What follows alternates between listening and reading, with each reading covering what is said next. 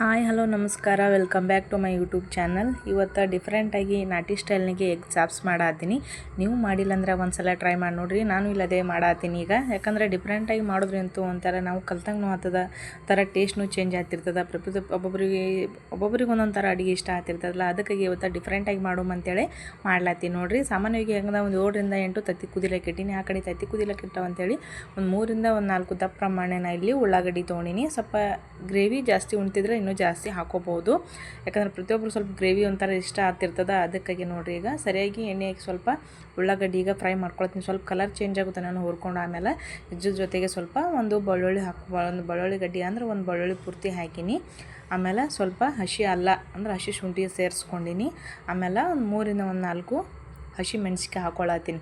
ಇಲ್ಲ ಹಸಿ ಮೆಣಸಿಕಾಯಿ ಬೇಡ ಅಂತಂದ್ರೂ ಸ್ಕಿಪ್ನು ಮಾಡ್ಬೋದು. ಇದ್ರ ಜೊತೆಗೆ ಒಂದು ಅರ್ಧ ಸ್ಪೂನ್ನಷ್ಟು ಅಂದ್ರೆ ಒಂದು 10-12 ಆಗ್ಬೋದು ಎಣ್ಸಿಲ್ಲ ಇಲ್ಲಿ ಅಷ್ಟು ಕರಿಮೆಣಸು ಹಾಕ್ಕೊಂಡಿನಿ. ಕರಿಮೆಣಸು ಜೊತೆಗೆ ಒಂದರಾಗೆ ಕಟ್ ಮಾಡ್ಕೊಂಡಿದ್ನೆಲ್ಲ ಚಕ್ಕಿ ಅದನ್ನು ಇಲ್ಲಿ ಹಾಕ್ಕೊಂಡಿನಿ, ಒಂದು 3 ಚಕ್ಕೆ ಅಷ್ಟು. ಈ ಕಡೆ ನೋಡಿರಿ ಕುದಿಲಾತದ. ಲಾಸ್ಟಿಗೆಲ್ಲ ಫೈನಲಿ ಮಿಕ್ಸ್ ಮಾಡಿ ಫ್ರೈ ಆಗ್ಯದ. ಲಾಸ್ಟಿಗೆ ಏನು ಹಾಕೋಬೇಕಂದ್ರೆ ಪುದೀನ ಸ್ವಲ್ಪ ಎಷ್ಟು ಜಾಸ್ತಿ ಹಾಕೋತೀವಲ್ಲ ಜಾಸ್ತಿ ಹಾಕೊಂಡು ಸ್ವಲ್ಪ ಟೇಸ್ಟ್ನು ಚೇಂಜ್ ಅನ್ನಿಸ್ತದೆ. ಈಗ ನೋಡಿರಿ ಅದನ್ನು ಸ್ವಲ್ಪ ಫ್ರೈ ಮಾಡೀನಿ. ಫ್ರೈ ಮಾಡಿದ್ಮ್ಯಾಗ ಲಾಸ್ಟಿಗೆ ಕೊಬ್ಬರಿನ ತುರ್ಕೊಂಡು ಇಟ್ಕೊಂಡಿದ್ದೆನಲ್ಲ ಅದನ್ನು ಫ್ರೈ ಮಾಡ್ಲಾತೀನಿ ಸರಿಯಾಗಿ. ಯಾಕಂದರೆ ಆಲ್ರೆಡಿ ಮೊದಲಿಗೆ ನಾವು ಸ್ವಲ್ಪ ಜಾಸ್ತಿನೇ ಕಲರ್ ಚೇಂಜ್ ಆಗುತ್ತೆ. ನಾವು ಉಳ್ಳಾಗಡ್ಡಿ ಫ್ರೈ ಮಾಡಿದ್ಮ್ಯಾಗೆ ಇವೆಲ್ಲ ಹಾಕೋಬೇಕು, ಯಾಕಂದರೆ ಜಲ್ದಿ ಫ್ರೈ ಆಗೋ ಚಾನ್ಸಸ್ ಇರ್ತದಲ್ಲ. ಅದಕ್ಕಾಗಿ ಈಗ ನೋಡಿರಿ ಎಲ್ಲ ಫ್ರೈ ಮಾಡೋದಾಯಿತು. ಎಲ್ಲ ಈಗ ಮಿಕ್ಸಿ ಜಾರಿಗೆ ಹಾಕ್ಕೊಂಡು 2ರಿಂದ 3 ಟೊಮಾಟೊ ಹಾಕ್ಕೊಳತ್ತೀನಿ. ಈಗ ಇದಕ್ಕೆ ಒಂದು 2 ಸ್ಪೂನಷ್ಟು ಧನಿಯಾ ಪೌಡ್ರ್ ಹಾಕ್ಕೊಳತ್ತೀನಿ. ಹಾಕ್ಕೊಂಡು ಈಗ ಸರಿಯಾಗಿ ಸಣ್ಣಗೆ ಸ್ವಲ್ಪ ರುಬ್ಕೋಬೇಕಲ್ಲ, ಅದಕ್ಕಾಗಿ ನೋಡಿರಿ ಈಗ ಸ್ವಲ್ಪ ಈಗ ಮಿಕ್ಸಿ ಜಾರಿಗೆ ಹಾಕ್ಕೊಂಡು ಸರಿಯಾಗಿ ಸಣ್ಣಗೆ ರುಬ್ಕೊಂಡಿದ್ದು ಆಯಿತು ನೋಡಿರಿ. ಇಷ್ಟಾದ್ರೆ ಸಾಕು. ಪೂರ್ತಿ ಸಣ್ಣ ಅಂದ್ರೆ ಅಷ್ಟೊಂದು ಇದೂ ಅನ್ಸಂಗಿಲ್ಲ. ಆಲ್ರೆಡಿ ಇದು ಸಣ್ಣ ಆಗ್ಯದ, ಇಷ್ಟಾದ್ರೆ ಸಾಕು. ಒಂಥರ ಗ್ರೇವಿಗೂ ಒಂಥರ ಚಲೋ ಅನ್ನಿಸ್ತದೆ. ಈಗ ನೋಡ್ರಿ ನಾನು ಸ್ವಲ್ಪ ಗ್ರೇವಿ ಜಾಸ್ತಿ ಮಾಡಿದ್ರೆ ಸ್ವಲ್ಪ ದೊಡ್ಡ ಪ್ರಮಾಣ ಕಡಾಯಿ ತೊಗೊಂಡಿನಿ. ಆದಷ್ಟು ನಾವು ಯಾವುದೇ ಅಡುಗೆ ಮಾಡಬೇಕಾದ್ರೂ ಸ್ವಲ್ಪ ತಳ ದಿಪ್ಪಿದ್ದು ತೊಗೊಂಡ್ರೆ ಚಲೋ ಅನ್ನಿಸ್ತದೆ, ಯಾಕಂದರೆ ಯಾವುದೇ ಪಾನ ಹಾಕಿದ್ರೂ ಜಲ್ದಿ ಹೊತ್ತಂಗಿಲ್ಲ. ಇದಕ್ಕೆ ನೋಡಿರಿ ಒಂದು 2ರಿಂದ 3 ಸ್ಪೂನಷ್ಟು ಎಣ್ಣೆ ಹಾಕಿ ಈಗ ಒಂದು ಉಳ್ಳಾಗಡ್ಡಿನ ಸಪ್ರೇಟಾಗಿ ಕಟ್ ಮಾಡಿ ಇಟ್ಕೊಂಡಿದ್ದೆ ಸಣ್ಣ ಪ್ರಮಾಣ. ಇದನ್ನು ಈಗ ಉಳ್ಳಾಗಡ್ಡಿ ಸೇರಿಸ್ಕೊಂಡು ಸ್ವಲ್ಪ ಫ್ರೈ ಮಾಡ್ಲಾತೀನಿ ನೋಡಿ. ಹಸಿ ವಾಸನೆ ಹೋಗುತ್ತನ್ನು ಸ್ವಲ್ಪ ಹುರ್ಕೊಂಡು ಈಗ ಎಲ್ಲ ಗ್ರೇವಿ ಏನು ಮಾಡಿ ಇಟ್ಕೊಂಡಿದ್ದೇವಲ್ಲ ಈಗ ಇದ್ರ ಜೊತೆಗೆ ಇದ್ರಾಗ ಸೇರಿಸ್ಲಾತೀನಿ ನೋಡಿರಿ.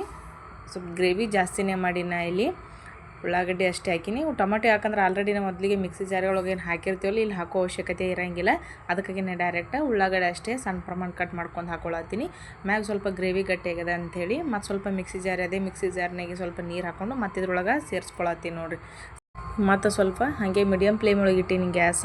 ಈಗ ಸರಿಯಾಗಿ ಫ್ರೈ ಆಗಲ್ಲ ಅಂತೇಳಿ ಮತ್ತಿಟ್ಟು ಮಿಕ್ಸ್ ಮಾಡಿಕೊಂಡು ಸ್ವಲ್ಪ ರುಚಿಗೆ ತಕ್ಕಷ್ಟು ಉಪ್ಪು ಹಾಕಿ ಮತ್ತು ಸ್ವಲ್ಪ ಅರಿಶಿನ ಹಾಕ್ಲತ್ತೀನಿ ನೋಡಿರಿ. ಅರಿಶಿನ ಎಲ್ಲ ಆದ್ಮ್ಯಾಗ ಮಸಾಲೆ ಖಾರ ಹಾಕ್ಲತ್ತೀನಿ. ಖಾರ ಯಾವ ಪ್ರಮಾಣ ಮನ್ಯಾಗ ಅಂದ್ರೆ ಜಾಸ್ತಿ ಖಾರ ಉಣ್ತೀವಿ, ನಿಮ್ಮ ಮನೆಗೆ ಯಾವ ಪ್ರಮಾಣ ಉಣ್ತಿರ್ತಾರಲ್ಲ ಅದ್ರ ಮ್ಯಾಗ ಹಾಕ್ಬೋದು. ಯಾಕಂದ್ರೆ ಒಬ್ಬರು ಜಾಸ್ತಿ ಖಾರ ಉಣ್ತಾರೆ, ಒಬ್ಬರು ಜಾಸ್ತಿ ಖಾರ ಉಣ್ಣಂಗಿಲ್ಲ. ಮನ್ಯಾಗ ಮಕ್ಕಳಾದ್ರೂ ಇದ್ರಂತೂ ಸ್ಪೆಷಲಿ ಜಾಸ್ತಿ ಖಾರ ಉಣ್ಣಂಗಿಲ್ಲ. ಅದಕ್ಕಾಗಿ ಈಗ ನೋಡಿರಿ ಇದರ ಜೊತೆಗೆ ಮಸಾಲೆ ಖಾರ ಹಾಕ್ಕೊಂಡು ಎಲ್ಲ ಮಿಕ್ಸ್ ಮಾಡಿ ಸ್ವಲ್ಪ ಇದ್ರ ಜೊತೆಗೆ ಗರಂ ಮಸಾಲ ಹಾಕ್ಕೊಳತ್ತೀನಿ. ಗರಂ ಮಸಾಲ ಹಾಕ್ಕೊಂಡು ಮತ್ತು ಇದನ್ನು ಸರಿಯಾಗಿ ಮಿಕ್ಸ್ ಮಾಡ್ಕೊಳತ್ತೀನಿ ನೋಡಿ. ಕೂಡ್ಕೊಳ್ಳೋತನ ಸ್ವಲ್ಪ ಮಿಕ್ಸ್ ಮಾಡಬೇಕು. ಗ್ಯಾಸ್ ಎಳಿನೆಲ್ಲ ಇವೆಲ್ಲ ಹಾಕೋತನ ಸ್ವಲ್ಪ ಮೀಡಿಯಮ್ ಫ್ಲೇಮ್ ಒಳಗೆ ಇಡಬೇಕು, ಹೈ ಫ್ಲೇಮ್ ಒಳಗೆ ಇಡಬಾರ್ದು. ಒಂದು 2ರಿಂದ 3 ನಿಮಿಷ ಕುದಿಲಾಕ್ ಬಿಟ್ಮ್ಯಾಗ ಸ್ವಲ್ಪ ಮತ್ತು ಗ್ರೇವಿ ಸ್ವಲ್ಪ ಗಟ್ಟಿ ಆಗ್ತಿರ್ತದೆ. ಇಲ್ಲಿ ನೋಡಿದ್ರೆ ಗೊತ್ತಾಗ್ತಿರ್ಬೋದು ನಿಮ್ಗೆ. ಸ್ವಲ್ಪ ತೆಗೆದು ಮತ್ತು ಕೂಡಿಸ್ಕೊಂಡು ಮತ್ತು ಸ್ವಲ್ಪ ಮುಚ್ಚಿ ನೋಡಿರಿ. ಮ್ಯಾಗ ಒಂದು 2ರಿಂದ 3 ನಿಮಿಷ ಕುದಿಸ್ಕೊಂಡ್ರೆ ಸಾಕು. ಸ್ವಲ್ಪ ಇಲ್ಲಿ ಮ್ಯಾಗ ಮೊಟ್ಟೆ ಮಸಾಲ ಹಾಕ್ಕೊಳತ್ತೀನಿ. ಇದೆಲ್ಲ ತೆಗೆದ್ಮ್ಯಾಗ ಸ್ವಲ್ಪ ಗ್ರೇವಿ ನೋಡಿರಿ ಮತ್ತು ಕುದ್ದಂಗೆ ಸ್ವಲ್ಪ ಮ್ಯಾಗ ಎಣ್ಣೆ ಕಾಣ್ತಿರ್ತದಲ್ಲ. ಈ ಎಗ್ ಮಸಾಲ ಏನು ಬರ್ತಿತ್ತಲ್ಲ ಅದನ್ನು ಹಾಕ್ಬೋದು. ಇಲ್ಲ ಎಗ್ ಮಸಾಲ ಒಂದು ವೇಳೆ ಇಲ್ಲ ತಂದರೂ ಚಿಕನ್ ಮಸಾಲನೂ ಹಾಕ್ಬೋದು, ಏನು ನಡೀತದೆ, ಅದೇನು ಆಗಂಗಿಲ್ಲ. ಈಗ ನೋಡಿರಿ ಅದು ಎಗ್ ಮಸಾಲನ ಹಾಕ್ಕೊಂಡು ಸರಿಯಾಗಿ ಕೂಡಿಸ್ಕೊಳತ್ತೀನಿ. ಮತ್ತು ಸ್ವಲ್ಪ ನೀರು ಹಾಕಿನಿ. ಈಗ ನೋಡಿರಿ ಒಂದು 2 ನಿಮಿಷ ಕುದಿಲಾಕ್ ಬಿಟ್ಟು ಮತ್ತು ಮ್ಯಾಗ ತೆಗೆದು ಈಗ ಒಂದು ಬಾಗ್ನಾಗ ತತ್ತಿ ಸರಿಯಾಗಿ ಕುದ್ದವಲ್ಲ, ಒಂದು ಬಾಗ್ನಾಗ 2 ಕಟ್ ಮಾಡ್ಕೊಂಡಿನಿ.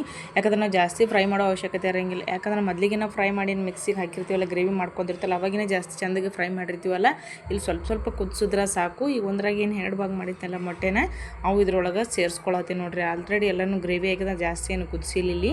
ಒಂದು ವೇಳೆ ಅದ್ರಾಗ ಏನಾದರೂ ಫ್ರೈ ಮಾಡೋಕೆ ಏನು ಕಡಿಮೆ ಮಾಡಿದೆ ಇಲ್ಲಿ ಕುದಿಸ್ಕೊಳ್ಳೋದಿತ್ತು, ನಡೀತಿತ್ತು. ಯಾಕಂದ್ರೆ ನಾವು ಅಲ್ಲಿ ಜಾಸ್ತಿ ಮಾಡಿದ್ರಿಂದ ಇಲ್ಲೇನು ಜಾಸ್ತಿ ಗ್ರೇವಿ ಮಾಡೋ ಅವಶ್ಯಕತೆ ಕುದಿಸ್ಕೊಳ್ಳೋ ಅವಶ್ಯಕತೆ ಇರೋಂಗಿಲ್ಲ. ಅದಕ್ಕಾಗಿ ನೋಡಿರಿ ಈಗೆಲ್ಲ ಹಾಕಿ ಎಲ್ಲ ತತ್ತಿನೂ ಹಾಕಿ ಮ್ಯಾಗ ಸ್ವಲ್ಪ ಕೊತ್ತಂಬರಿ ಹಾಕಿ ಸ್ವಲ್ಪ ಇಷ್ಟು ಮಿಕ್ಸ್ ಮಾಡ್ಕೊಳತ್ತೀನಿ. ಸ್ವಲ್ಪ ಇಷ್ಟು ಕೂಡಿಸ್ತೀನಿ ನೋಡ್ಲಿಕ್ಕೆ ಎಷ್ಟು ಚಂದ ಅನ್ನಿಸ್ಲಾಗ್ತದ. ತಿನ್ನಕ್ಕಂತೂ ಟೇಸ್ಟ್ನು ಹಾಗೆ ಆಗ್ತದೆ. ಈ ಬ್ಯಾಸ್ಗೆ ಬತ್ತಂದ್ರೆ ಸಾಕು, ಮೊಟ್ಟೆ ಆಗಲಿ ಅಥವಾ ಚಿಕನ್ ಯಾವುದೇ ಇಂಥ ಐಟಮ್ಗಳಂತೂ ಮಾಡೋದು ಭಾಳ ಕಡಿಮೆ. ಯಾಕಂದ್ರೆ ಬ್ಯಾಸ್ಗೆನೂ ಹಂಗೆ ಬಿಸಿಯೊಳಗೆ ತಿನ್ನಕ್ಕೆ ಆಗಂಗಿಲ್ಲ. ಅದಕ್ಕಲ್ಲಿ ಯಾವಾಗವರೆ ಮಾಡಿದ್ರು ಸ್ವಲ್ಪ ಡಿಫ್ರೆಂಟಾಗಿ ಮಾಡಿದ್ರು ಪ್ರತಿಯೊಬ್ಬರಿಗೂ ಇಷ್ಟ ಆಗ್ತಿರ್ತದೆ. ಸ್ವಲ್ಪ ಡಿಫ್ರೆಂಟಾಗಿ ಚೇಂಜ್ ಇರ್ತದೆ ಅಂಥೇಳಿ ಮಾಡಿ ನೋಡಿರಿ. ಈಗ ನೋಡಿರಿ ಚಾಪ್ಸ್ ನಾಟಿ ಸ್ಟೈಲ್ನಾಗೆ ಯಾವ ಥರ ಆಗ್ಯದ ಅಂತೇಳಿ ನೀವೇ ನೋಡ್ಬೋದು. ಎಷ್ಟು ಮಸ್ತ್ ಕಾಣ್ಲತ್ತದ ನೋಡ್ಲಕ್ಕೂ, ಟೇಸ್ಟ್ನು ಹಾಗೆ ಆಗಿತ್ತು. ನೀವು ಒಂದ್ಸಲ ಟ್ರೈ ಮಾಡಿ ನೋಡಿರಿ, ಭಾಳ ಅಂದ್ರೆ ಭಾಳ ಚಂದ ಆಗ್ತದ. ಇದ್ರ ಜೊತೆಗೆ ರೊಟ್ಟಿ, ಚಪಾತಿ, ಅನ್ನ ಯಾವುದು ಬೇಕಾದರೂ ಮಸ್ತ್ ಕಾಂಬಿನೇಷನ್ ಆಗ್ತದೆ. ನಾ ಇವತ್ತು ಬಿಸಿ ಬಿಸಿ ಜೋಳದ ರೊಟ್ಟಿ ಮಾಡಿ ಇದ್ರ ಜೊತೆಗೆ. ನೀವು ಈ ಥರ ನಾಟಿ ಸ್ಟೈಲ್ನಾಗ ಎಗ್ ಚಾಪ್ಸ್ ಮಾಡಿರಿ, ಯಾವ ಥರ ಆಗ್ತದೆ ಅಂತೇಳಿ ಕಮೆಂಟ್ ಮೂಲಕ ತಿಳಿಸ್ರಿ.